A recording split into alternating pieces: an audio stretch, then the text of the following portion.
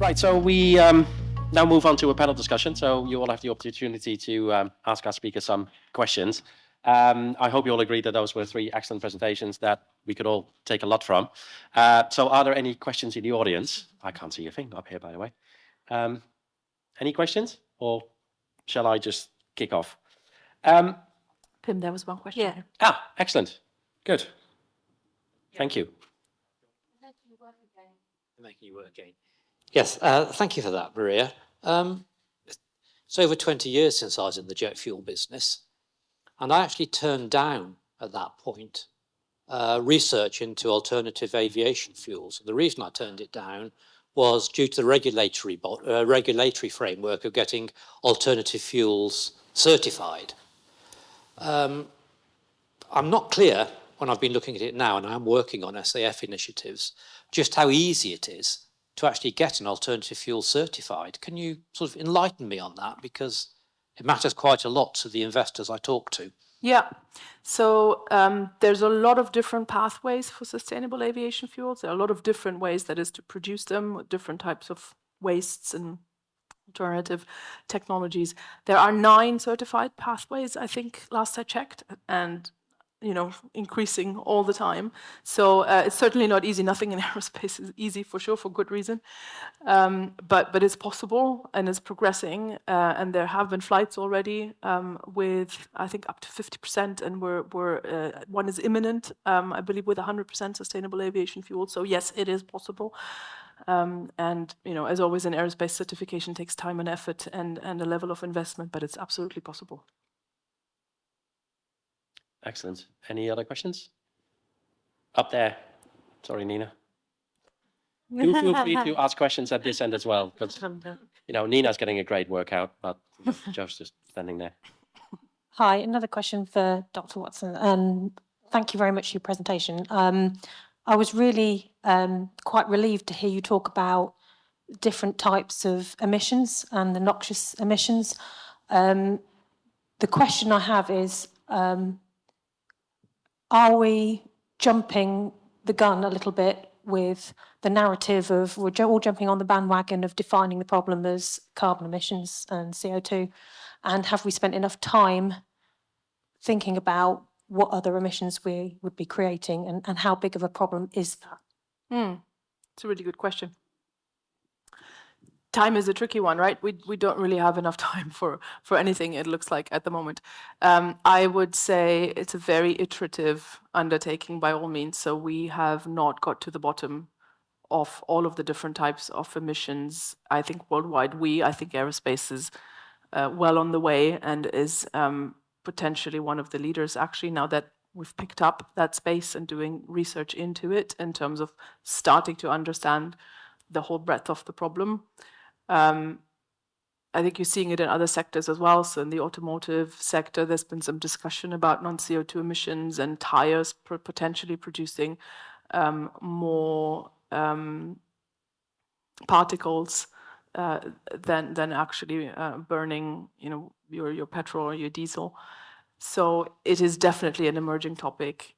We need to make sure that we don't get into sort of adverse consequences territory where we're trying, and that's very much the case in aviation, that you can sometimes improve your non-CO2 emissions by maybe routing the flight in a different way, but you're increasing your CO2 emissions, and what exactly are the trade-offs there?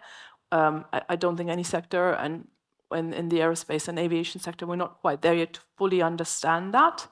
But we are aware of the question, I think, and that's a really good starting point. Whether we're jumping the gun is a tricky one, because I would say I don't think we can stop with one and kind of hit the pause button on CO2 emissions until we've worked it all out. I think we have to take this very agile and iterative approach that we've seen in digital technology development, and say we know enough about the problem to attack it, and while we are attacking it, we'll start figuring out more and more questions that we'll need to continue addressing. So I think it's more about not jumping the gun with one particular solution, right now, and saying this is it. This is why we are looking at different types of sustainable aviation fuels, at hydrogen, liquid hydrogen, gases. We're looking at it all, and I don't think there's the one solution yet. So in that respect, I don't think we're jumping the gun because we haven't settled on one solution. We're really still exploring the space. The challenge with that is to encourage everybody to continue on this kind of parallel track, which is very different from the journey of aerospace to date, where it was very, very much about kerosene, one fuel. We're looking at a multi-fuel universe in the future, or a multi-fuel infrastructure in the future. And so we have to keep going with that, and it requires investment. It requires, I think, also a willingness to take this as the innovation journey that it is, and I'm sure that's going to resonate with you, but not considering every learning as a failure, but actually as a growth in learning, and saying, okay, we've invested in this and maybe this one didn't pay off, but we're closer actually to making the impact that we're trying to make. Excellent. Another one. Okay. No, thank you for that. That was really useful. It's not so much that you were jumping the gun. I'm very relieved to hear you talk about the fact that you're considering that. I think the narrative of society and media tends to be that sort of blanket, oh, it's all about CO2 and that's it. So it was a great relief. So thank you for bringing that up in your presentation. It was really enlightening. I did have another question, but it's not for it's for somebody else. Can I ask another question, or? Well, go for it quickly, and then we'll move to Joel, I think. Yeah. Go. Okay. So I'm sorry, I can't remember the lady's name who stood in for. Yeah, Ali. Yeah. So I really enjoyed your point about equality versus fitting in, and as a chemical engineer, I found myself eventually feeling belonging in a male-dominated environment.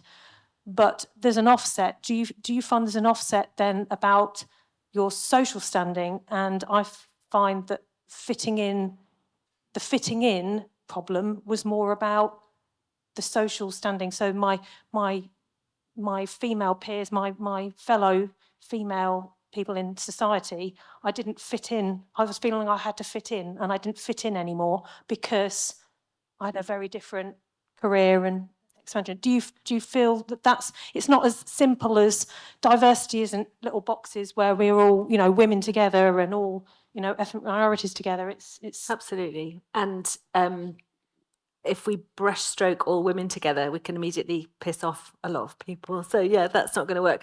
I think it's the work of our life to find where we fit in all sorts of different contexts. And we can think we fit in one place and suddenly we don't. And as we grow, we do and we don't.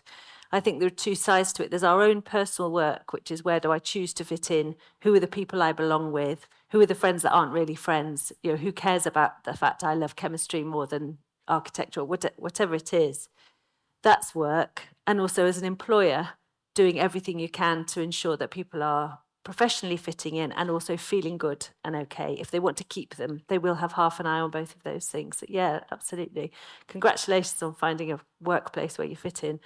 And I'm sure there's likely to be questions from men about how can I help? And if you've got anything to say to those men, I would say it. What did help? And I think it's really good stuff to share. Ali, I work for the STC now. I've spent 17 years in automotive engineering before I got to this point, and I can quite happily say I've left 2 jobs because it was the difference between belonging and fitting in. It really can affect your health and the way you feel about life. And I think it's really important that employers understand that. I'm very grateful to be where I am now as well. Really resonated. Thank you. It's great work. And I think for employers to recognise it's a wellness thing, but also people, like the poem at the end, people will be turning down their skills and turning down their magic if they're not belonging. And so there's an opportunity cost to not having people feel like they belong as well. Thank you. Joel?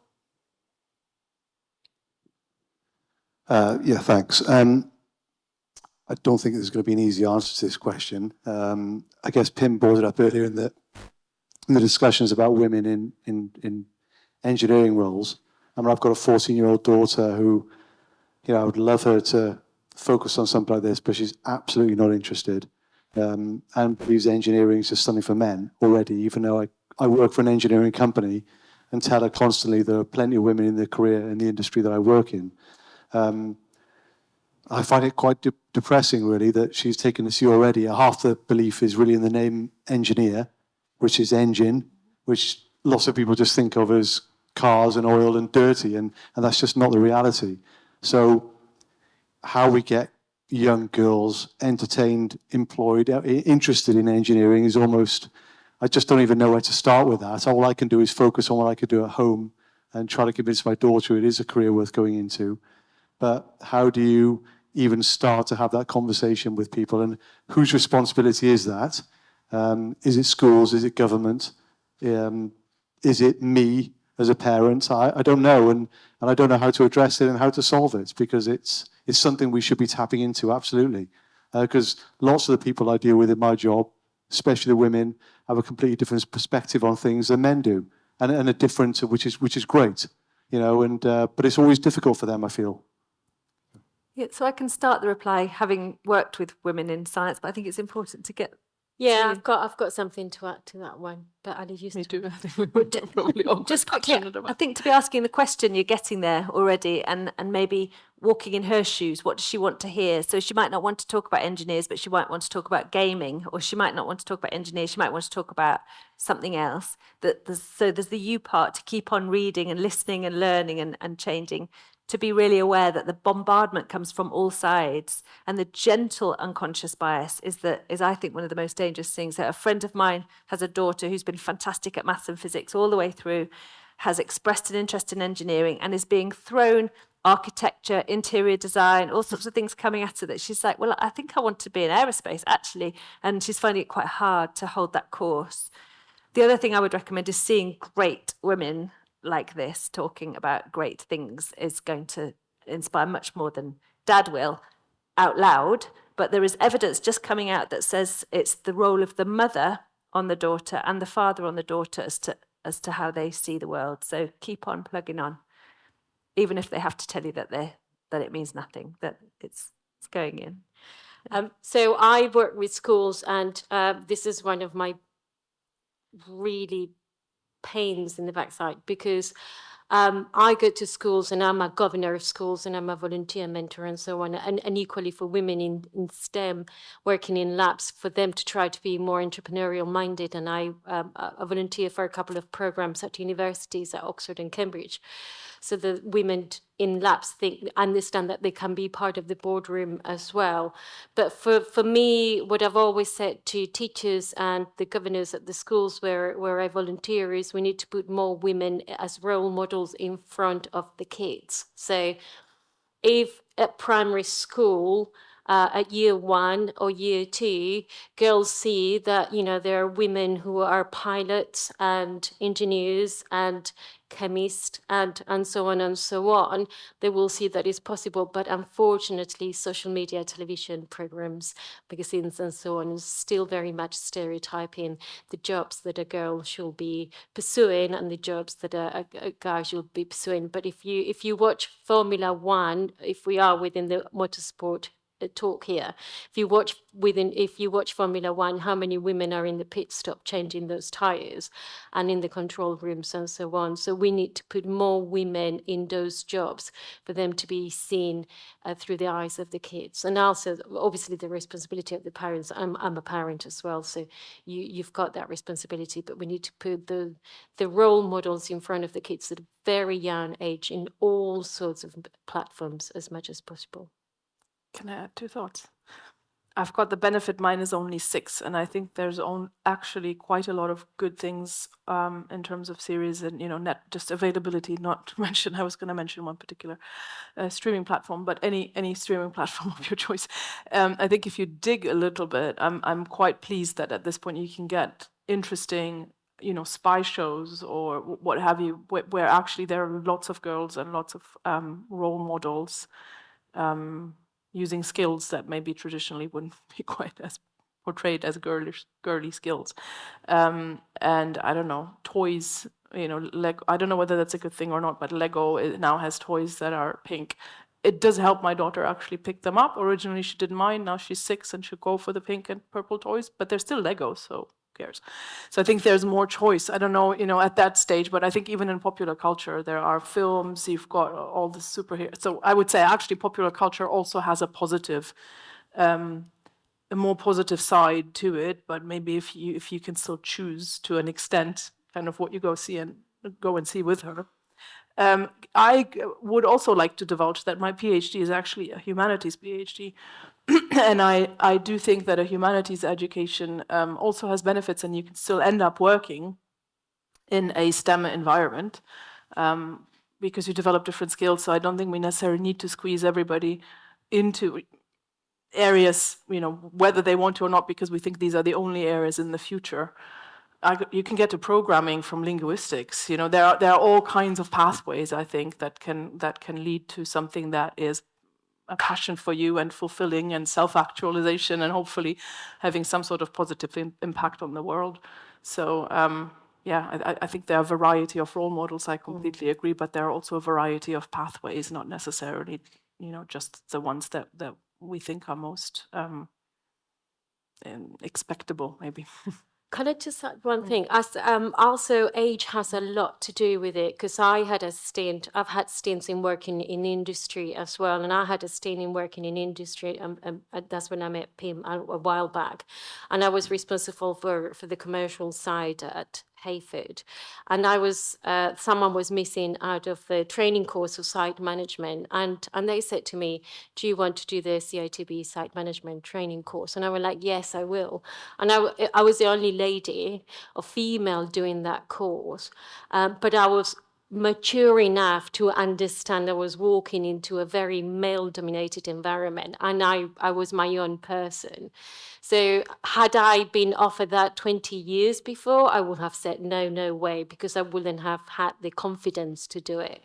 So I think the younger generation needs us to give them a lot of confidence that they can do the same thing. So for me, going into that course, I added it to my CV. It was tricky.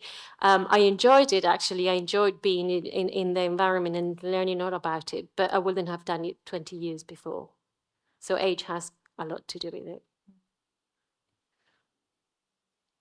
Let's hear from a young female engineer. Yay! Hi. Gen Z. Yeah. Yay! To that, I just wanted to add, when I was 14, I couldn't even imagine doing engineering. It wasn't even on my radar.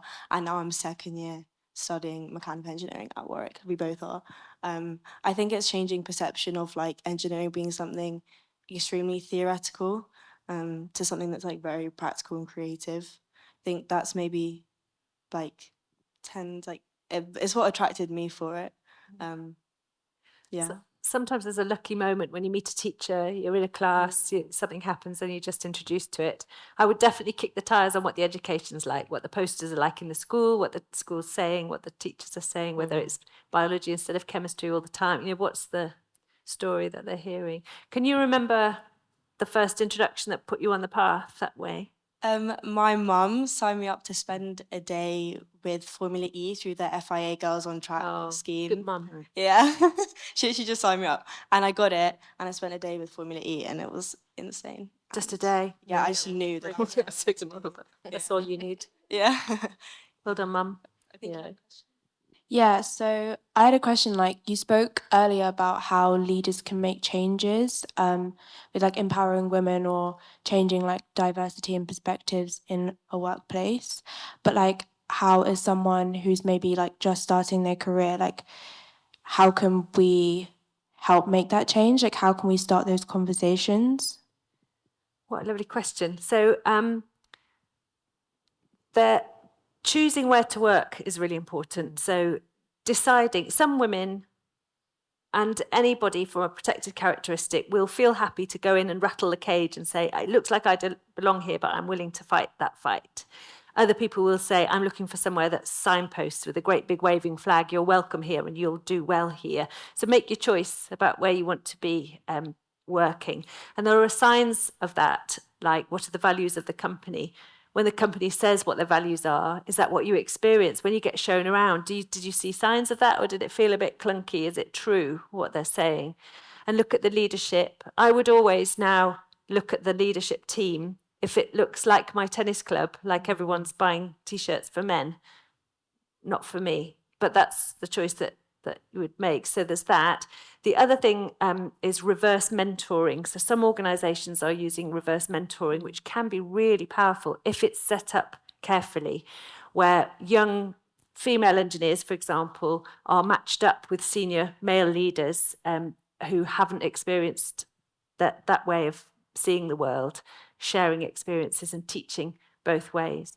I heard Judy Dench on the radio talking about her mentoring role with theatre students. She's very inspiring, saying she learns at least as much as they learn from them. So this idea of reverse mentoring, so senior leaders learning from the youngsters, is awesome. Thank you.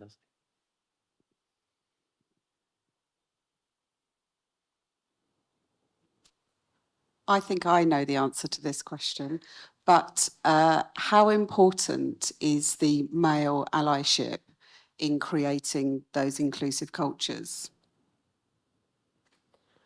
So I can tell you from working in construction for a few years, it's very important because they need to champion you, they need to be your cheerleader, but most importantly, they need to encourage you to put your hand up and offer to do stuff. So if you get colleagues who are all male and none of them encourage you to do anything, you are going to feel you're not at their same level. And you might even, you are at the same level, of course you are, but you don't feel you're at the same level. One thing to do, and this is very funny, when women go networking, we are very, very kind of touchy and caring, and we're very kind of feminine in that sense. And I think when you work, when you are spending 8 hours of your time a day or 9 hours of your time a day, and you see your colleagues more than you see your family, your friends, and your children, it will be nice for them to become your champions and your advocates as well. So if they don't do it, you will not. You have to be a very confident person, like I am, to actually go, I'll do it. If there is a place, I'll do it, but you need to have that confidence. And it's very rare that a lot of women have that confidence when they're very young. Yeah, I think I've done some really interesting one-to-one coaching with male execs saying, what can I do to help? And those leaders who are able to ask. So recently I coached a senior leader whose colleague as a woman was coming back from maternity leave, and he was anxious about how she was going to be feeling about it, what he was allowed to say, what he wasn't, what the law was. And this question of, well, ask her how she wants you to be with her and explore it with her was news that he was able to do that. And in various ways, thinking back to the circles I was talking about at Roche, we brought in the senior male leadership level above to sponsor it and push it forward and to make the women available for the group. And that really made a massive difference. There's some nice things to read about, like championing, amplifying. Barack Obama had an amplification technique around the big table. If one woman spoke, he would push it forward. Tell us your idea. What did she just say? So amplifying each other around the table, that those sorts of things can all be really impactful.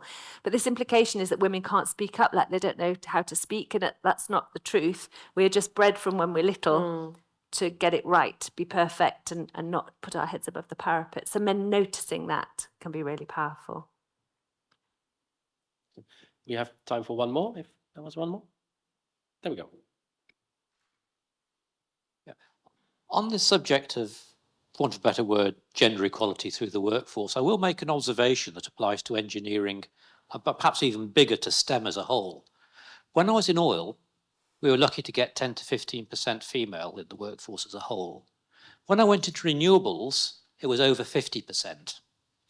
And so it's not just a case of women in the workforce in engineering or STEM. Actually, the sector makes a big difference. And renewables was new. It started from scratch. And a lot of those women were in companies that they started.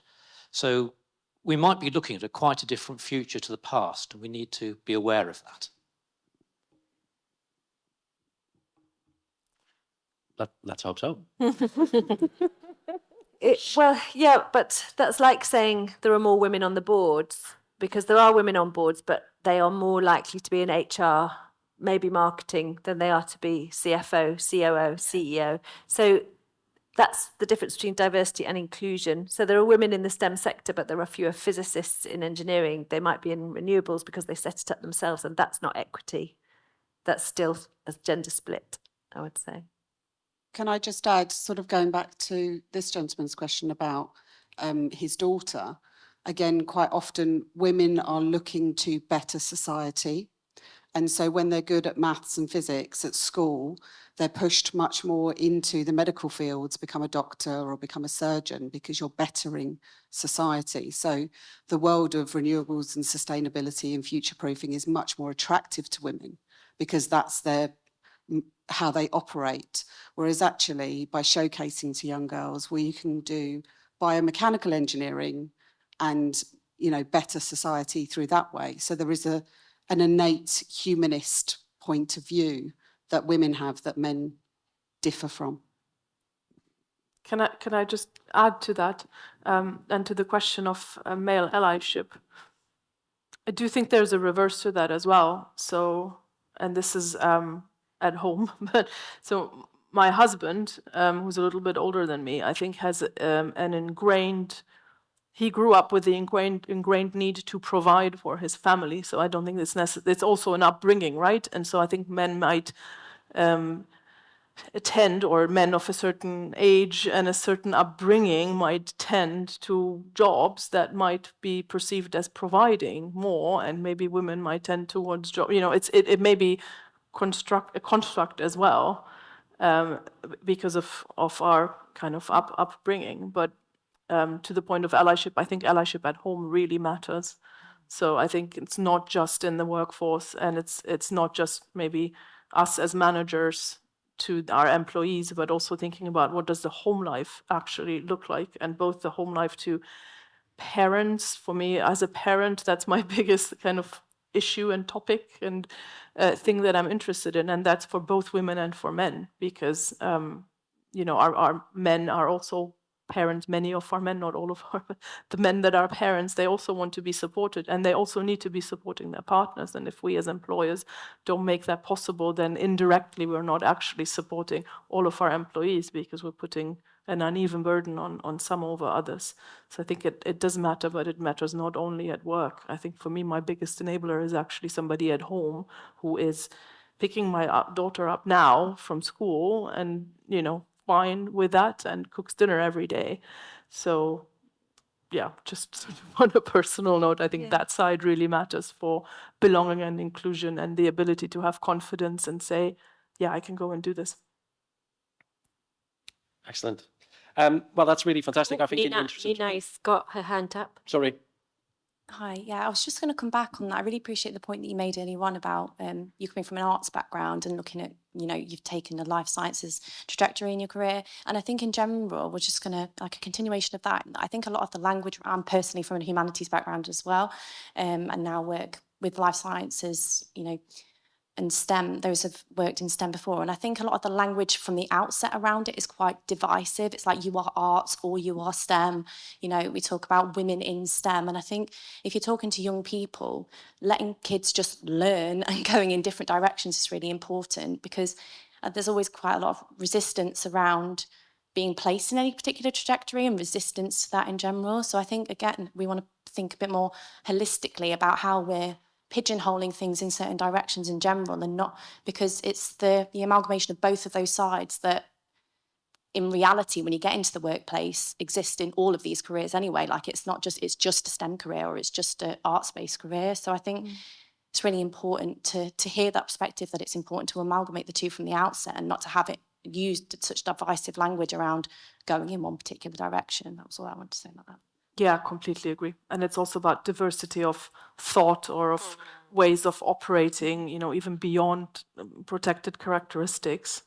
What other kinds of diversity, you know, can we value? I completely agree. I think you might be really onto something there, linking back to, is it Joel asking about daughter? If a girl's identity is wrapped up with being arty creative, you know, where does science sit with that? So having us bridge the gap in that school language between creativity and science, which is obviously massively creative but isn't talked about as such, that can help keep them closer together, exactly as you say. against what they naturally want to do, Yeah. pursuing this STEM career rather than being like, what you are doing is a race, and Yeah. this is a trajectory that you can take that, rather than making it about Yeah. against what they naturally want to do. Yeah. Nice. Excellent. Well, in the interest of time, shall we leave it there then? Thank you very much to our panelists. Thank Thank you. you. Well done. That was last minute.